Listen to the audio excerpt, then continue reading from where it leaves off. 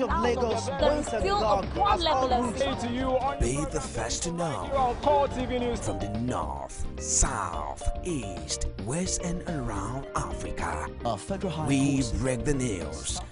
One Nigeria. Now you can catch all the actions live as the news breaks. We are Core TV News, Welcome to Core a TV. 24-hour news station.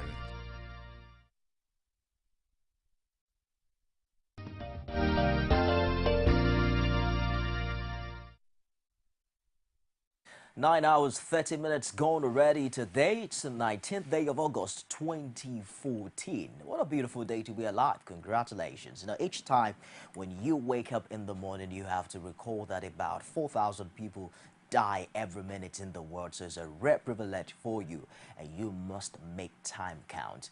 An African proverb says the best time to plant a tree was 20 years ago. The second best time is today, so you can try again and again. Welcome to Core Digest, your ultimate news and current affairs program. That's where we bring you the issues as they are.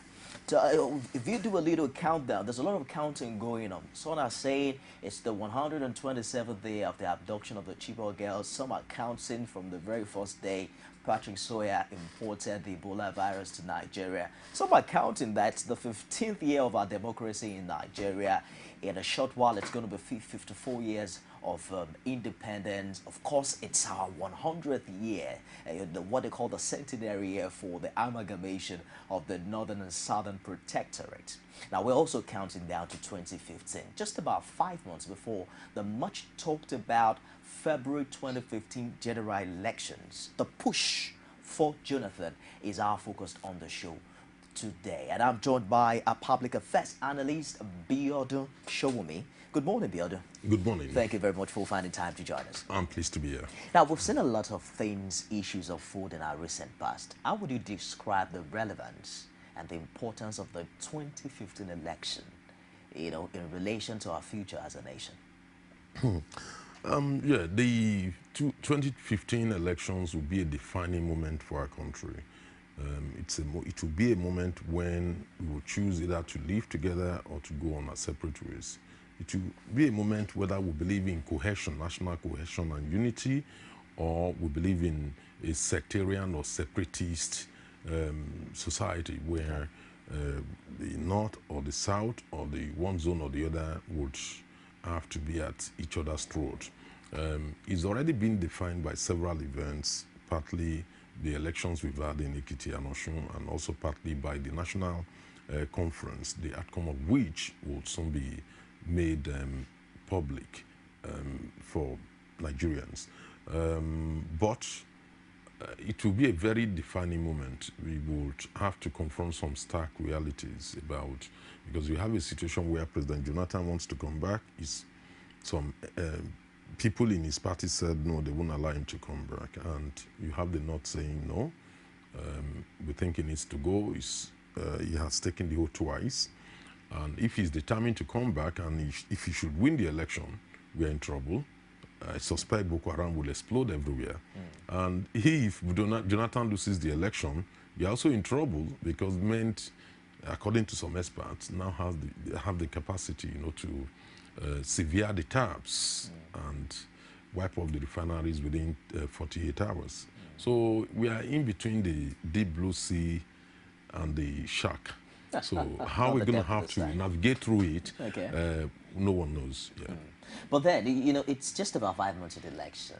What does it tell of the quality of leadership that we have? There's no single candidate who has come out to declare his intention to Nigerians and position himself clearly as a prospect for the 2015 elections. Nigeria is a very unusual country. We react to things in an unusual way. We behave in certain ways which in other climes, people find to be very strange. This is a country blessed with enormous resources, blessed with human resources, natural resources, and till now, we still don't know. No one has declared that they will be contesting the election 5 months to the time. Then you begin to ask yourself, when will the public have the opportunity of x-raying that candidate? The credibility of the candidate. Precisely. And then being able to determine whether this is the right person to govern their country or not.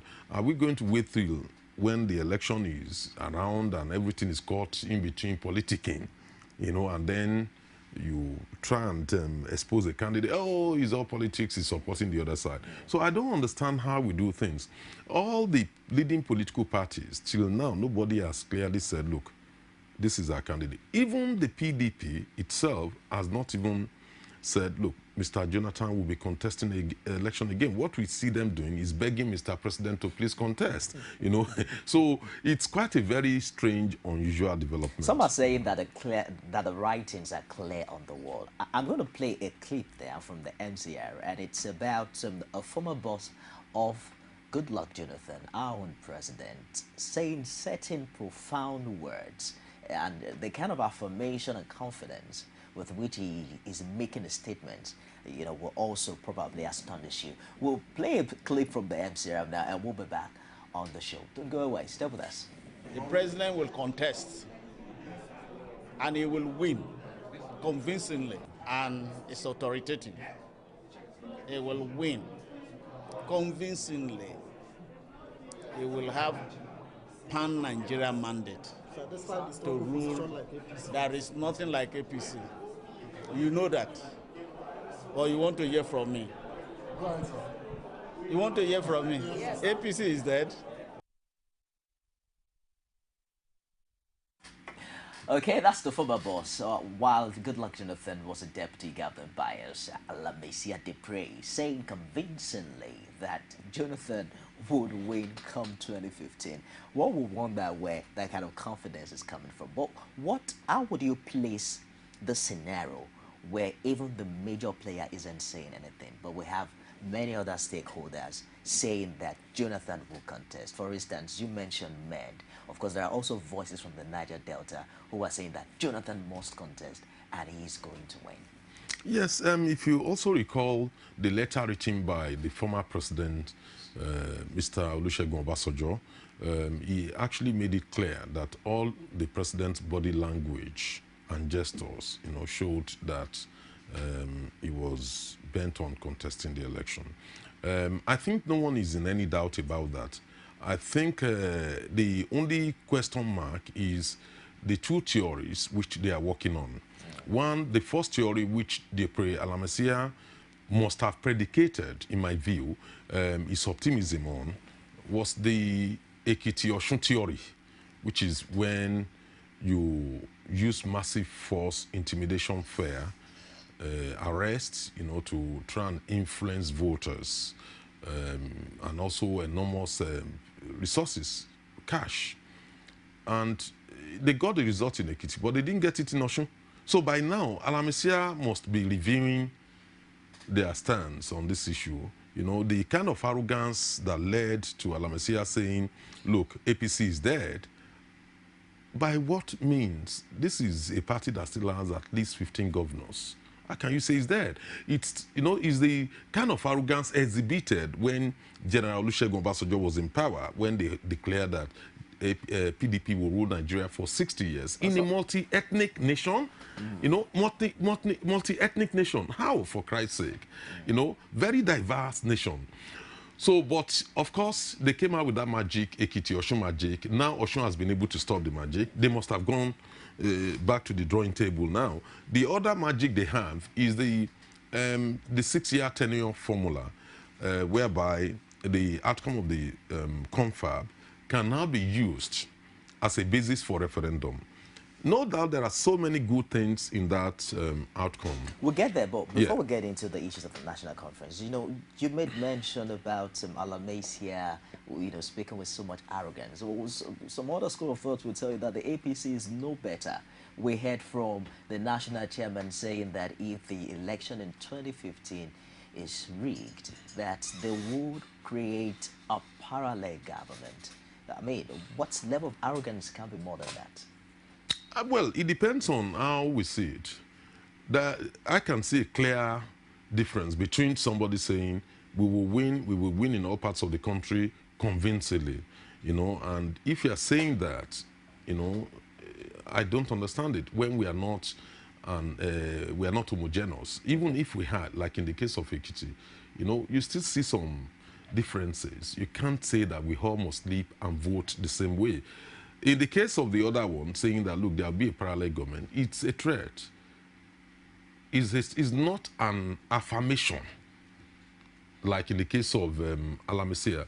That is a threat, is a conditional statement, if and then. If you rig election, then this will happen. So it's still a conditional statement.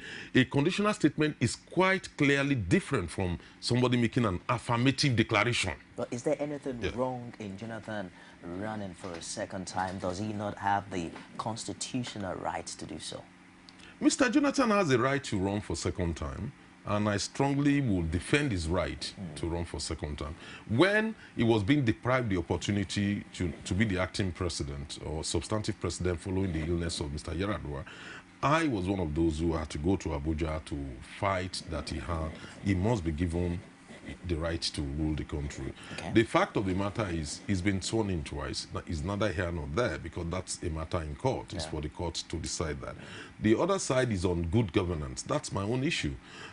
When you look at what has been going on in the country, no president in our history has ever presided over the monumental corruption which Nigeria is going through. One. No president in the history of this country has ever presided over a country afflicted with illnesses which officials could have prevented if they had been proactive. We now have the Ebola. Whose problem? Under Jonathan. No president in the history of our country has ever witnessed the kidnap of one person, not to talk of over 200 children, girls. And then for 18 days, the whole world was trying to persuade him to say, look, this was real. And in his own mind, he believed some phantom opposition must have kidnapped him. Now, we couldn't even find the girls. No president has ever told us we know where the kidnappers are and where the children are.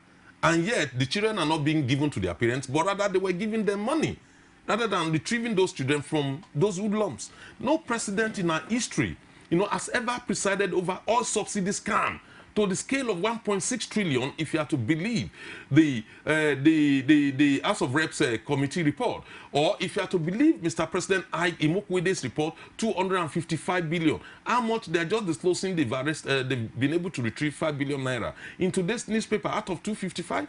That's Ike Imokwede's report. But before you go on, let us nobody's also in prison for that. Nobody is in prison. Let us consider the complex nature of Nigeria at this time. We have a situation where we're fighting terrorism at the highest level. It has never happened before. Of course, we are under Ebola threat as we speak now. Wouldn't you also look at it from a different perspective, that we have a leadership that has been able to stabilize Nigeria as a nation thus far? One would have thought that these were issues sensitive enough to have divided us along political, ethnic, and religious lines. Wouldn't you give Jonathan kudos for that? No, I will not. You need to look at the country today. Our country has never been badly divided as this. At times... Is it Jonathan's fault? Yes, it is Mr. Jonathan's fault. The religious division is now highly underlined. We now have a country where we talk about Muslim, Christian issues. We've moved away from June 12, the gains of June 12, which was when we had Muslim candidate. People were looking at merit, not looking at parochial sentiments. Now we've been refocused to that. It was Mr. President that actually, deepened the religious divide in this country today. And when you talk about ethnic divide, again, Mr. President, you see Ijaw leaders coming out to say, except you do this, we will not allow this. It's all right. Let's take a little break from there. Let's look at the electoral reforms, from what happened in Edo and Ondo State, where we saw the opposition going to the courts and winning their mandates back. Of course, we had a little setback in Anambra, but right from there to the Ekiti election, Osun election, many are of the opinion that it looks like electoral processes are getting better than it used to be before in Nigeria. How do you react to that? Voting on election day has gotten better in the sense that INEC has been under the Goodluck Jonathan administration. Under Jonathan's administration, INEC has been able to get voting on the voting day. You recall that this is actually the first time that the opposition is snatching power from the ruling party in some states. That's not the case. Okay. You really need to look at what happened. Election is a whole process. Okay. It's the end process. That's the voting day. That's the last day when you'll have to vote.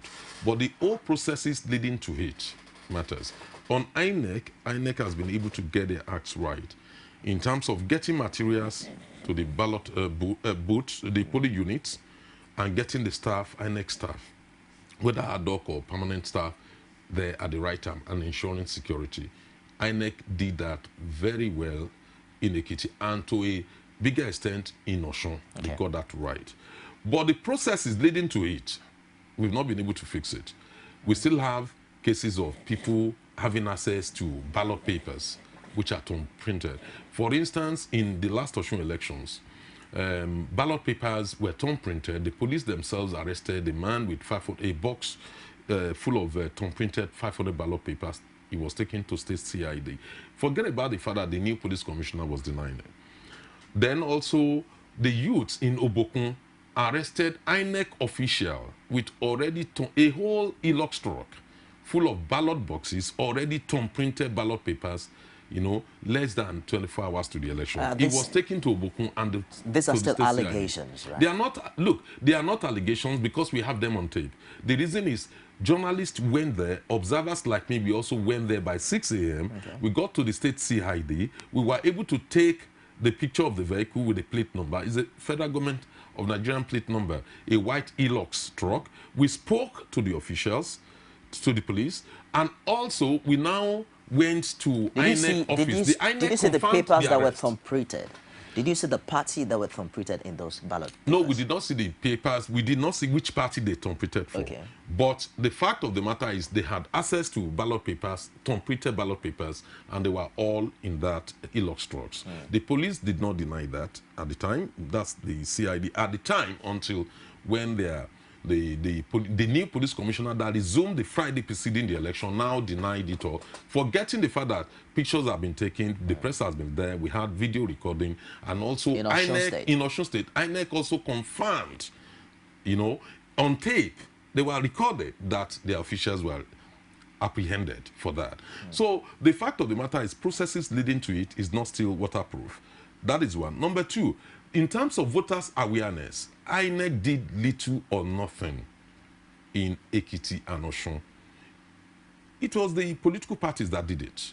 INEC has a constitutional responsibility to do that. So they failed in those two regards, in terms of security of ballot papers, prior to polling day, and in terms of voters' awareness. Do you see all these processes being perfected come 2015?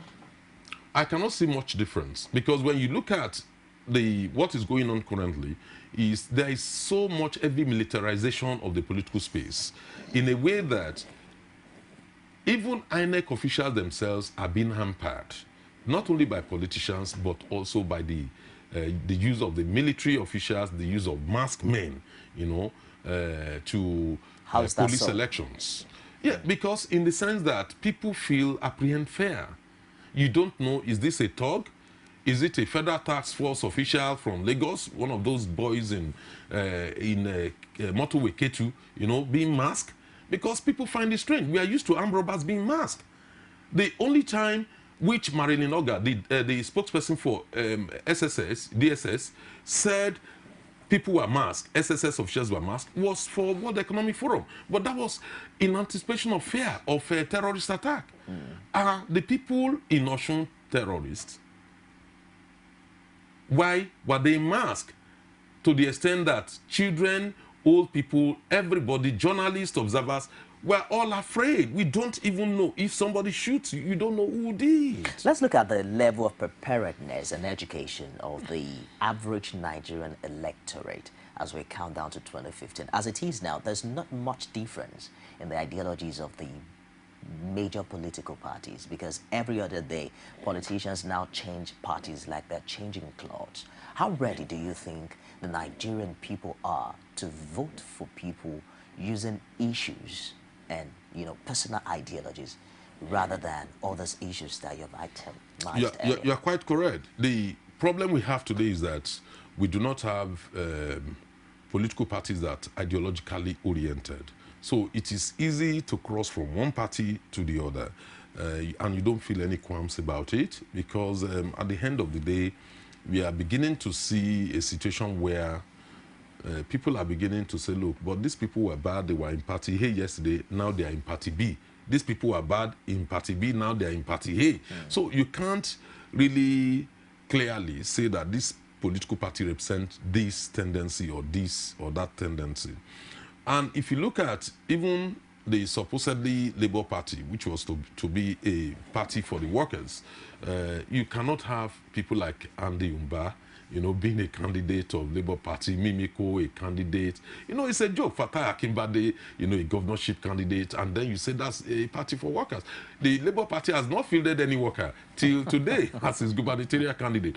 The only governor that came from the working class, who today is still a governor, is Adam Oshiomhole. And it's from the Action Congress. Action Congress now, or APC now. Not APC. even from Labour Party. So the whole thing is like a joke somehow, because when you look at the emptiness of the political party in terms of ideology is worrying. What do you think but what you see, for that?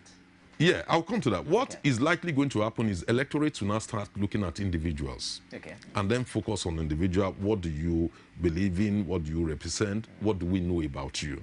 That is where we are probably driving at. In a way, it will be good on the long run, because the emergence of independent candidacy will now open the whole political space. It means people might not necessarily be voting for a political party, but voting for a candidate of their choice.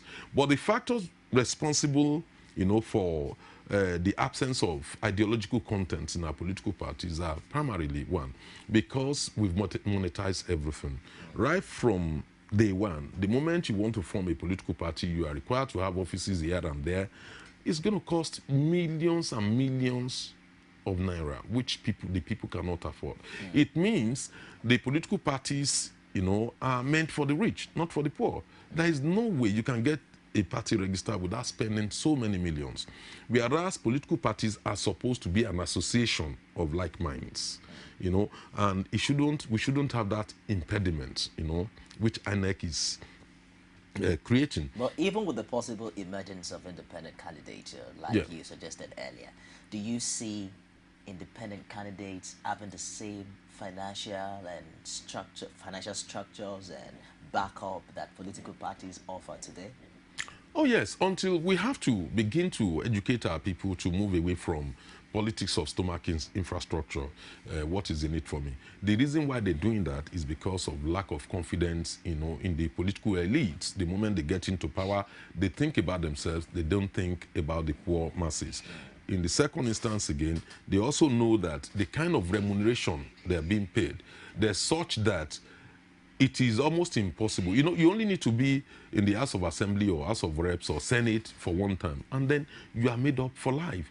So the moment we keep making politics to be very rewarding in the way and manner we are doing currently, rather than being seen as a service to the nation on a part-time basis, you can still keep your job like it's been done in UK, you know, with the MPs. If you want to live on that income, it's up to you, but you will not get paid more than an average, you know, civil servant. So the moment we make politics to be less lucrative than establishing industries, then people will begin to move away from politics of infrastructure. They will begin to look at the candidates more and looking at them and say, look, these guys are there. It's not for the money, because they won't make any money. You are better off continuing with your work because you make more money working. So then people will begin to look at the credibility of candidates more. But currently they see everyone wanting to go into politics, you know, to go and amass wealth. That's unfortunate. Mr. President is yet to make public his interest to run for a second time, but many political observers are saying that the hard writings are so clear on the wall. You heard the former governor of Bayelsa State earlier on that clip saying that Jonathan would not only contest, but he would win come 2015. When we come back, we'll be looking at this talk about a two-party system. Of course, Alamisi has said APC is dead. Our analyst here will be sharing more light on that as we also take the discussion further to involve the just concluded national conference and the role that also has to play in the forthcoming 2015 general election. You're watching Core Digest, exclusive only to Core TV News. We'll be back after this break for the news. Stay with us. You can now watch Core TV News live from anywhere in the world on our website, www.coretvnews.com. Click on Live TV on our website and watch us live. And welcome to Core TV Primetime Days. To follow us on Twitter, click on Twitter icon on our website. On Facebook, click on the Facebook and YouTube to see all our previous news production. You can also watch us live on YouTube. Click Core TV, leave a space, then News. Core TV News, a 24-hour news station.